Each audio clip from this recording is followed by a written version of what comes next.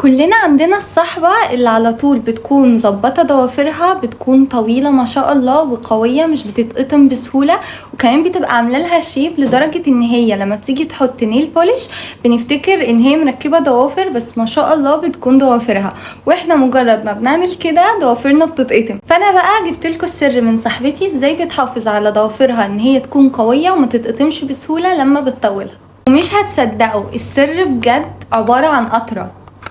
القطرة دي اسمها نيل 15 لوشن. المفروض ان احنا بنشيل النيل بوليش وبنروح حاطينها على الضوافر بتاعتنا، بنروح حاطين كده وندعك ونسيبها شوية. فيلا نجرب نشيل النيل بوليش ده وارجع لكم. دي كده ضوافري. انا بصراحة بقالي فترة بحاول ان انا اطولها، بس مشكلتي بقى ان هي بتروح مقطومة على طول.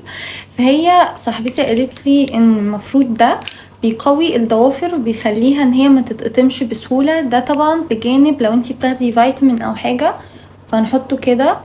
ده لونه طلع ابيض مش شفاف، بصوا